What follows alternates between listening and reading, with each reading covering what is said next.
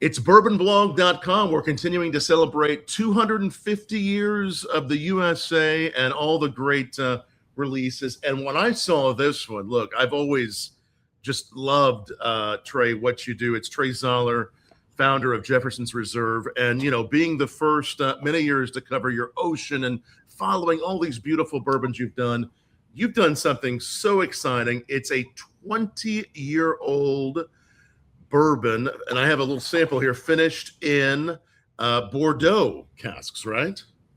Bordeaux casks, absolutely. Bordeaux Cabernet casks. And this is so limited.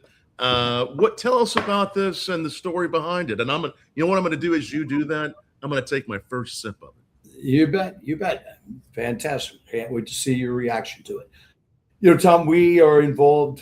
We just did the sponsorship. We're currently doing a sponsorship with Sailforth here in New York, where I am right now, where this past weekend, July 4th, we helped celebrate America's 250th anniversary. We were the official bourbon of Sailforth. There were, I think, over 70 tall ships representing 40 countries parading through New York Harbor. Wow. Again, to help celebrate America's 250th, which coincided with what we're all about, kind of the exploration and adventure that we had as a country 250 years ago. Right. What we've tried to do for the last 29, almost 30 years now, is kind of push boundaries and see what we can do with bourbon. Always falling within the guidelines, but trying to see what we can do to kind of enhance or push bourbon in a different way. So we took this great 20-year-old bourbon, and we finished it in those Bordeaux Cabernet casks. And, you know, it's kind of bringing together, you know, now we're a part of Pernod Ricard, a French company. If it wasn't for the French, we would have never gained our independence from Britain. That's true. So that's kind of a little tipping of our hat to them. And I think it was a way, you know, we've bottled 40 different expressions of Jeffersons. And if it was 40, 37 of those 40, we've done more than just distill it, age it, cut it to proof, and bottling it. We're always manipulating the liquid, typically in the maturation process through blending, changing the agitation or the environment or the finishing. And so this is kind of taking that to a next level. I don't know too many people. I don't know if I know anybody that has finished 20-year-old bourbon in the past.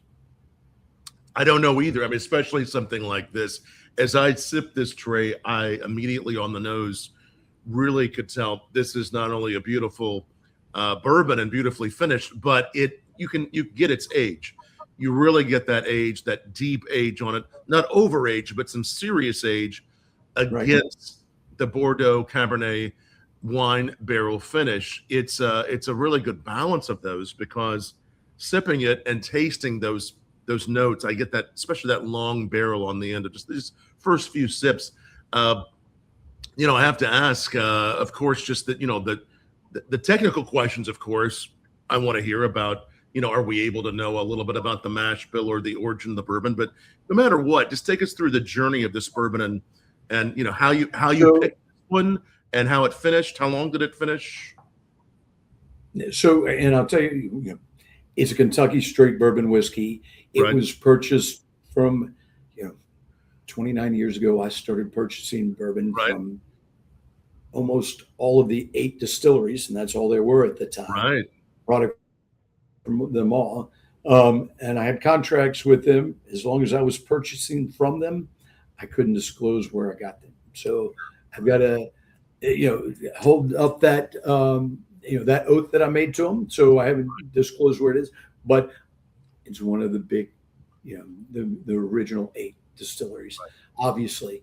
So it was, a very small amount. Again, we've got 250 bottles. Each been signed. That's it. It's all we're selling. So a very, very limited amount. It was only a couple barrels.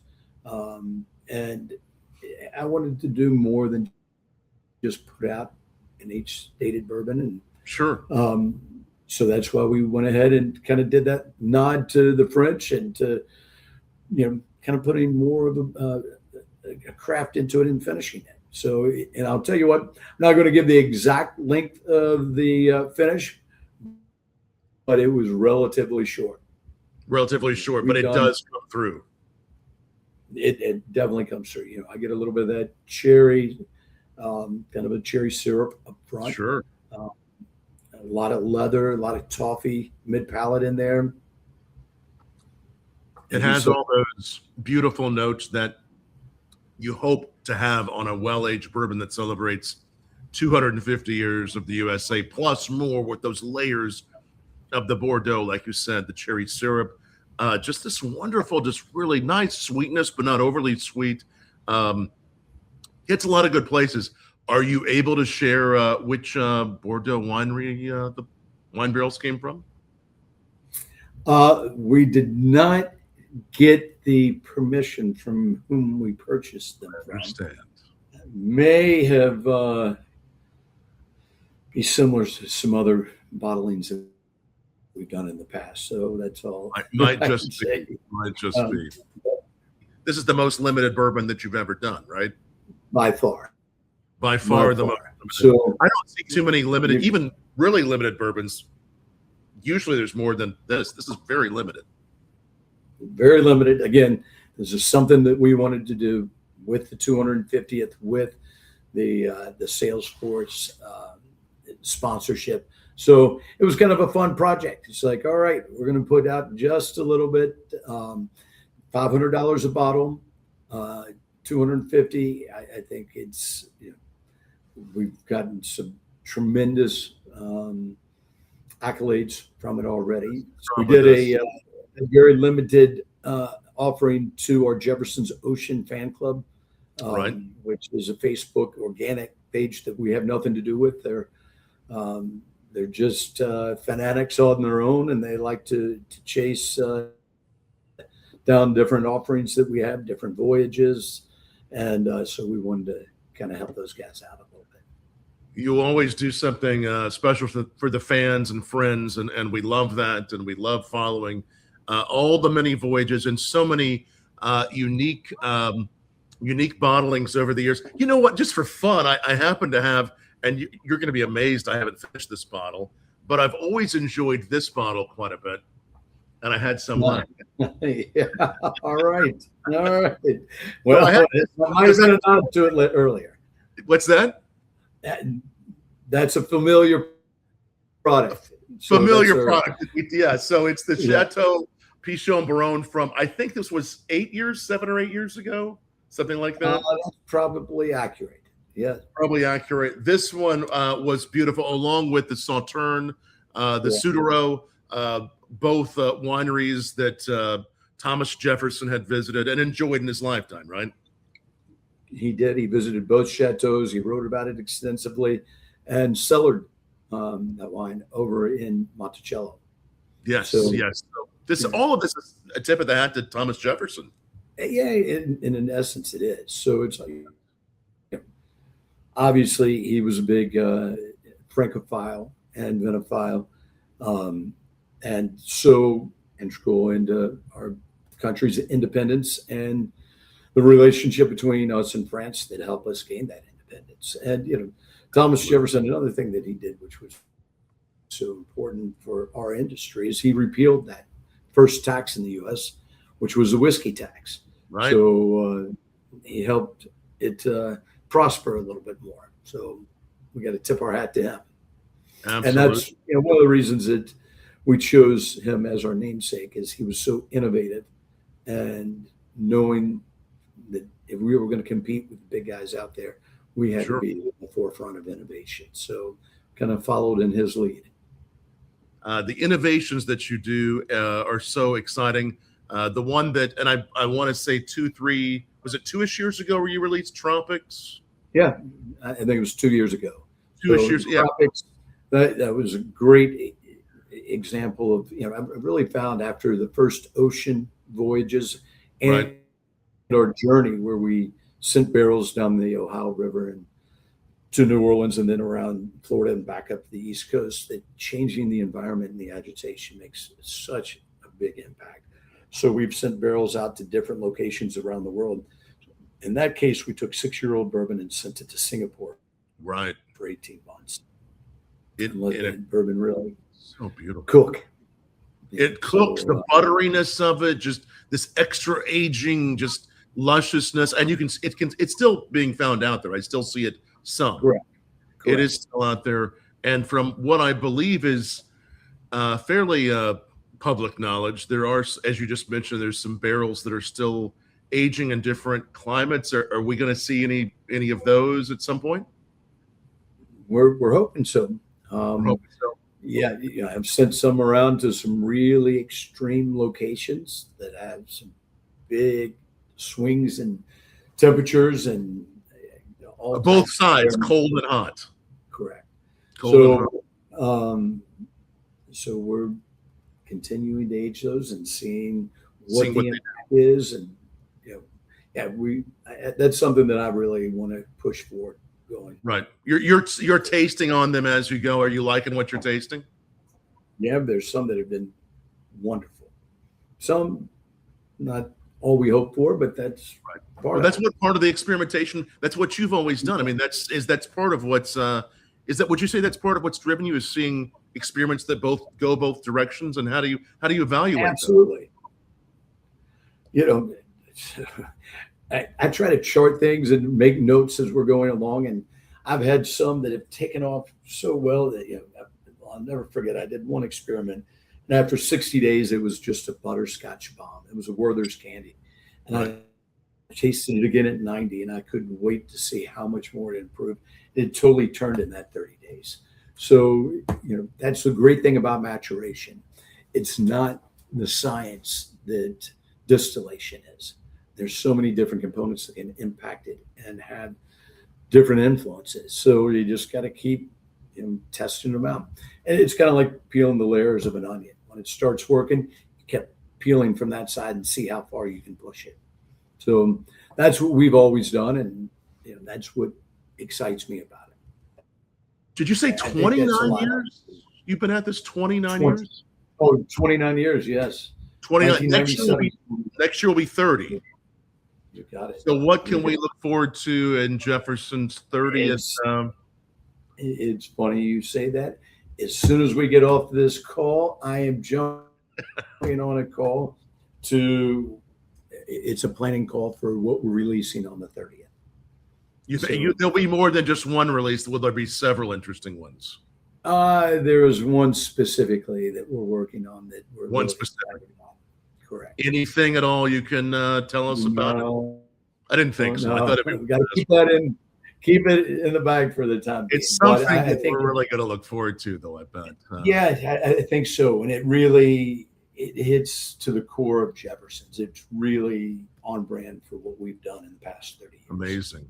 So, you were back then just getting all those barrels. When the bourbon boom happened, what were you? I mean, I know you were really looking forward, but were you like, hey, I'm so glad I got all those? I mean, what was the feeling whenever you knew? The feeling was great. I'm not going broke.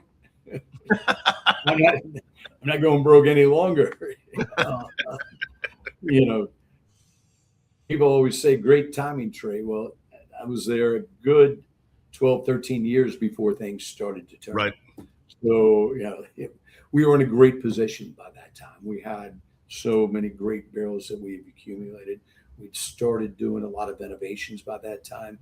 So there was an audience, a receptive audience for it. If we would have done some of these things and some of the things that we did prior, it was before there was a receptive audience. It was before you knew the timing well. You've been really in touch with the consumers, and you've done so well. The future of bourbon. We'll leave you with this question. I mean, we hear different things. What's the future of bourbon? We all love it. What do you think the future of really good bourbon is? I think, one, we're going to see more age statements. There's no doubt about it. There's such, as I said, I benefited being, kind of on the forefront of purchasing whiskey when there was such a glut of it. That's how I got into the business. I would have never been able to afford to build a distillery from day one. That was not an option. You couldn't go to the bank, or you couldn't go to angel investors and get money at the time for something like that. I think, it's hard to put the genie back in the bottle. So many people, and I did a dinner for our New Jersey distributors yesterday. They had a Right. great year for us last year. They're up, which is amazing.